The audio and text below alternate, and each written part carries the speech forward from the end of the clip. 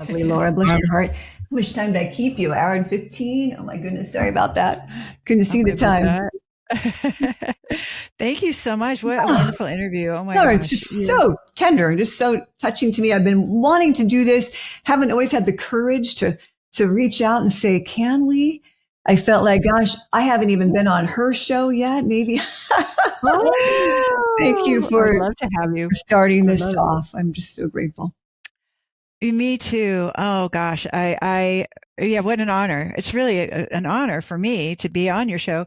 And, what I just loved about this interview was how you revealed about yourself and just validated everything, but also, I mean, that just made it really touching that you would like share what Ben said about, now you're just mad for me I'm just and mad about me. Yeah. Yeah. yeah, you're mad about me and that, and the validation of how much you've changed. So anyway, that was wonderful to hear. Oh boy, that is pretty vulnerable, but it's true, Rex. Yes, it is. It is. You are vulnerable on your own show. It's not easy to do. That's So, what we do around here. We kind of show up. yeah. I'm still recording. I mean, I can stop now, or I Oh. can. Yeah. Rex, what are your thoughts, Rex? That was really, really good. I mean, I have a couple questions, but like the underlying theme that I get from everything that you're saying is humility. And I think that is, I have to agree 100% with what you're saying, even for men. Being a Christian myself is, Christ demonstrated humility ultimately. And I think that's a beautiful approach that you're taking here. And it sounds like it's very effective. I guess I want to ask, like, let me see, I wrote it down here. What convinced you? What convinced you to take this different approach? Like, how did this dawn on you? Oh gosh. It just was just desperation. It was just desperation. I really just did not want to get divorced. And yet we'd been on that couch, that gray couch for a year. We'd spent $9,000. Like humility is such like the opposite reaction to most people's desperation. That it's incredible that you did that. But I mean, was there a moment? Were you at a stoplight and you saw something that said humble or what happened? Oh my gosh. Well, it wasn't a moment. It was a process because I do remember asking the women and they would give the wise answers that I consider wise now. But at the time I remember saying to one of them, like, have you got anything else? Like, I'm not going to do that. Right. I said, I wasn't humble at all. I thought I already knew. And what they were saying was old fashioned and kind of stupid, really. Yeah, it is very countercultural. I will say that. Yeah, it is. It's pretty counterculture. And it's fascinating to me that but it's so effective. Yeah. Yet it's like, it's not in our nature, most people, to do that. And I'm just in awe that you've done this and you've kind of taken this on and doing it. Thank you. It is really something, isn't it, Rex? Yep. Yeah. So you as a child went through the trauma of divorce from your parents, and that left a lasting imprint. Can I ask how old you were at the time? Yeah, I was 17 when they split for the last time, and I actually left home first, and then about a month later, they parted for the last time, but they had separated a number of times when I was younger. Before my sister and brother were born, I remember they had split.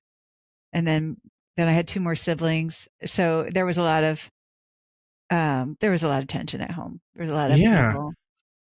Well, a lot of people have this. I've heard this idea that, oh, when the kids are older, it won't affect them as much. But I'm like, that's not what the research or the evidence says. Is that it's just as painful as young to older. Even if you're an adult and you've moved out, it's still painful.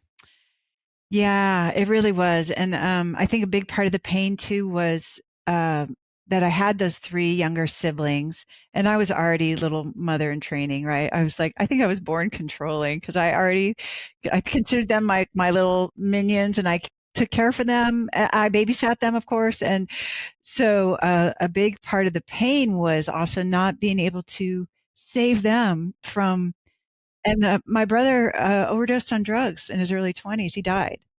And I look at that and I just think, that was a consequence.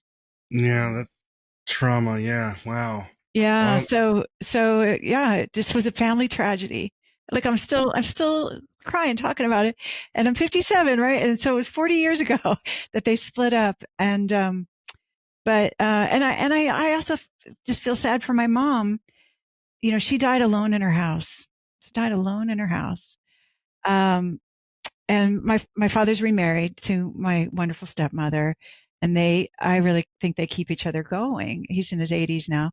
But what a lonely way to end, right? I don't think she ever got the love and adoring and cherishing that she probably wanted her whole life. so was that the experience that really put you on this path to like you said you want to end global divorce, or how do you say it? I want to end world divorce. Yes, Yeah, I'm on a I mission to end world divorce. Yeah. admire this work. Was Yeah. that the experience? Was there anything else? Like, I know you have a Christian background, I'm guessing, and I guess is those two things kind of what's driving you? Yeah, absolutely. Absolutely. That experience, right? Our pain doesn't go to waste, like Liz said earlier. That is certainly shaped me. It certainly shaped me. Yeah. Didn't want to go through that. Well, it's interesting how suffering can improve us sometimes. Um, I'm a Catholic, so we kind of believe, suffering in some ways can sanctify. And it's interesting how going through something really tough, coming out the other end, you're much stronger and better and refined. And it's just a fascinating process sometimes, as uncomfortable as it can be. But Yeah. I think that's beautiful. You've taken some of this harsh reality and done something very beautiful with it. Yeah. Thank you. Yeah. Thank you. Truly the best thing I've come across for women in all of my years, Laura. I'm And so you've been doing grateful. this a long time. So I've been this doing this a long really time, sister. a big compliment, big vote of approval. That Mhm. means a lot. We've wanted to have you on this show for a while now. So Yeah. I'm finally glad that we get to have you on. Yep. This is really, really incredible and awesome. Yeah. And I have to echo a lot of the things you were saying, like men love respect. Yes. Yes. I go along with that. And I don't know. I'm in awe of you've turned around so many marriages and Yes. empowered people. And it's just incredible. And you've kind of tapped this thing it's yeah. like I said, it's against most people's nature, but man, does it work? Mm-hmm. It's incredible. Mm-hmm. Yeah. We love what works. Yes. Yeah. Thank you, Love what Max. works. Yeah. Yeah. Laura, bless you. Took so much Thank of your time you. today. I'm just so very grateful. I look forward to seeing you in Las Vegas soon. Oh, yeah. Very It's a soon. couple of weeks from now. Yep. That is going to be great. Can't wait to hug you, Liz. Thank you so much. Thanks for joining us today. Hey, do us a favor and take a second to subscribe to our podcast and the Utah Marriage Commission YouTube channel at Utah Marriage Commission, where you can watch this and every episode of the show. Be sure to smash the like button, leave a comment, and share this episode with a friend. You can also follow and interact with us on Instagram at Stronger Marriage Live and Facebook at Stronger Marriage. So be sure to share with us which topics you loved or which guests we should have on the show next. If you want even more resources to improve your marriage or relationship connection, visit strongermarriage.org, where you'll find free workshops, e-courses, in-depth webinars, relationship surveys, and more. Each episode of Stronger Marriage Connection is hosted and sponsored by the Utah Marriage Commission at Utah State University. And finally, a big thanks to our producer, Rex Polanis, and the team at Utah State University, and you, our audience. You make this show possible.